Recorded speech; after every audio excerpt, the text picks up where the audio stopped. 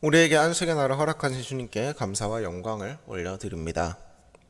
하나님께서 태초에 6일 동안 천지를 창조하시고 7일째에 안식하시니 이는 안식일이라 하나님의 백성들은 이날을 기념하여 하루의 쉼이 허락이 됩니다. 아니, 허락되는 수준이 아니라 그날은 모든 것을 내려놓고 쉬어야 합니다. 그리고 오늘 우리가 함께 만난 말씀에는 이 안식일이 보다 확장되어서 안식년과 희년의 개념으로 우리에게 다가오고 있습니다. 바꿔서 말하면 이 안식년과 희년은 안식일이라는 개념의 연장이라는 것입니다. 그럼 본격적으로 이 안식년과 희년을 살펴보기에 앞서서 안식일을 우선 살펴보기를 원합니다. 안식일은 단순히 쉼의 의미를 넘어서서 하나님의 놀라운 가르침이 있습니다.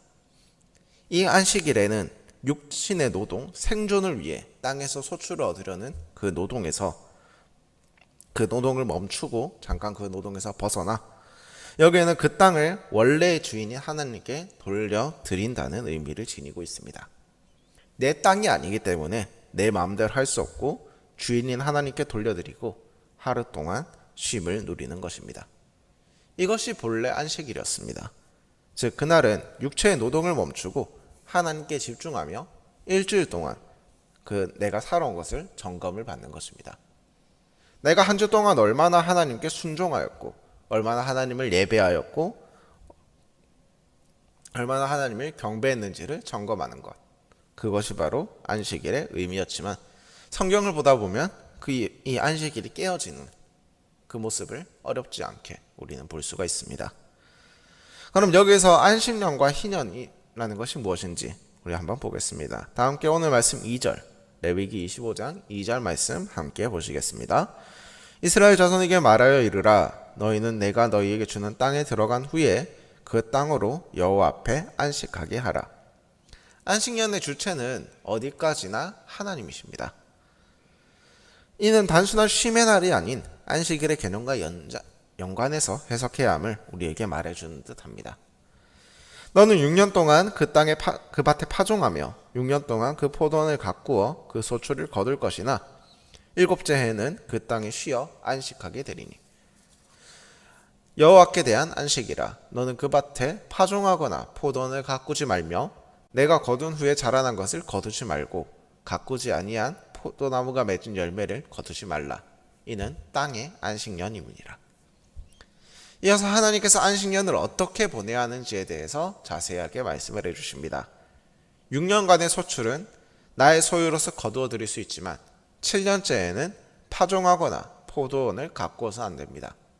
즉, 그 1년 동안에는 농사로 대표되는 소출을 위한, 나의 생존을 위한 모든 육체의 노동을 멈추어야 하는 것입니다. 그리고 아시는 바와 같이 이스라엘은 추수 후에 이삭이나 어느 정도의 열매를 남겨두었습니다. 거기서 자연적으로 나는 것이 안식년 1년간의 소출이 되는 것입니다. 즉 그 1년 동안은 나의 노동은 모두 배제하고 오직 하나님께 집중하며 그 은혜를 갈구해야 하는 것입니다. 이어서 6절과 7절 말씀 우리가 함께 보시겠습니다. 6절과 7절입니다. 안식년의 소출은 너희가 먹을 것이니 너와 내 남종과 내 여종과 내 품꾼과 너와 함께 거류하는 자들과 내 가족과 내 땅에 있는 들짐승들이 다 그 소출로 먹을 것을 삼을지니라. 아멘. 이 안식년의 규례는 언제를 위함일까요? 이스라엘이 저 가나안을 정복하고 가나안에서 거류할 때 지키게 될 규례입니다.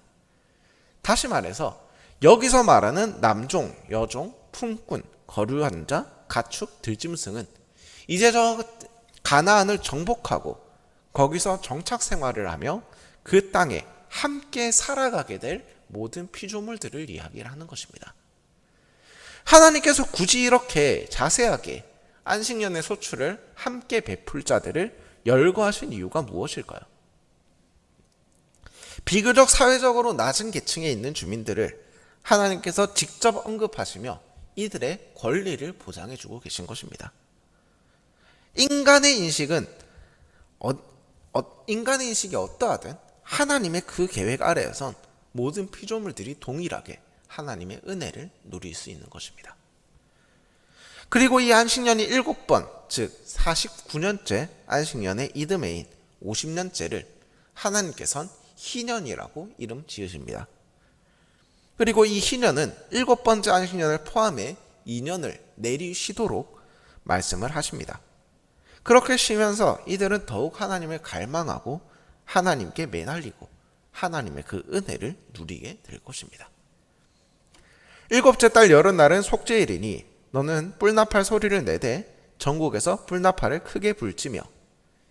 희년은 그 해당의 속죄일, 종교력으로는 7월 10일, 우리 그저 일반적인 달력으로는 1월 10일에 선포가 되어집니다. 이는 기쁨이 오기 이전에 먼저 하나님으로부터 속죄가 있어야 함을 우리에게 말해주는 듯합니다. 동시에 이 속죄 뒤에 진정한 기쁨과 자유 그리고 회복이 있음을, 더불어 하나님의 신해상 강림 당시에 그 나팔 소리를 뿔나팔로 재현하면서 이를 기념하면서 이 모든 것의 뒤에는 하나님의 영광이 있음을 이스라엘 백성들에게 그리고 우리들에게 다시금 상기시켜주고 있는 것으로 보입니다. 그럼 이 희년에 무슨 일이 일어나는지를 살펴봅시다. 10절부터 12절 말씀 조금 길지만 우리 함께 보시겠습니다. 10절부터 12절입니다. 너희는 50년째에 해를 거룩하게 하여 그 땅에 있는 모든 주민을 위하여 자유를 공포하라. 이 해는 너희에게 희년이니 너희가 각기 자기의 소유지로 돌아가며 각기 자기의 가족에게로 돌아갈지며, 그리고 50년째 해는 너희의 희년이니 너희는 파송하지 말며 스스로 난 것을 거두지 말며 가꾸지 아니한 포도를 거두지 말라. 이는 희년이니 너희에게 거룩함이니라. 너희는 밭의 소출을 먹으리라. 희년은 자유가 선포되어지는 날입니다. 노예 상태에서 자유를 찾고, 잃어버린 기업이 자유를 찾고, 땅이 회복하며 노동으로부터 자유로워지고, 빚이 탕감되어 채무로부터 자유로워집니다. 이렇게 자유가 선포되고 회복이 선포되니 어찌 기뻐하지 않을 수 있겠습니까? 주님이 주시는 자유의 회복에 기뻐하는 것, 그렇게 감사로 보내는 한 해, 그것이 바로 희년인 것입니다. 그럼 자연스럽게 따라오는 질문이 있습니다.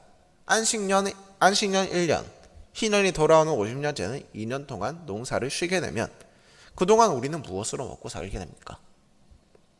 이스라엘 백성들이 이렇게 질문할 것을 하나님께서 맞췄습니다. 6년째 아껴서 버틴다면 결국 더 힘들어지는 것이 아닙니까? 그런 불만과 불안을 일어나는 것은 어찌 보면 인간의 당연한 습성일지도 모릅니다. 하나님께서도 그걸 아셨기에 이렇게 말씀하십니다. 내가 명령하여 6째 해에 내 복을 너희에게 주어 그 소출이 3년 동안 쓰기에 족하게 되리라. 하나님께서는 그 불안과 불만이 일어나기도 전에 그것에 대해서 대답하십니다. 추수를 하게 되면 그 곡식은 다음 해에 주로 사용이 됩니다.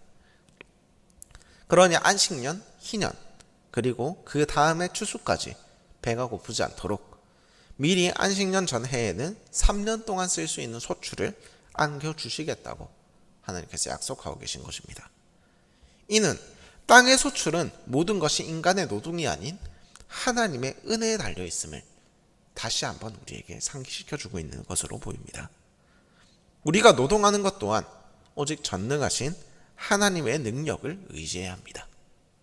노동뿐 아니라 우리의 삶의 모든 순간이 오직 하나님을 의지해야만 진정한 기쁨을 찾을 수 있습니다.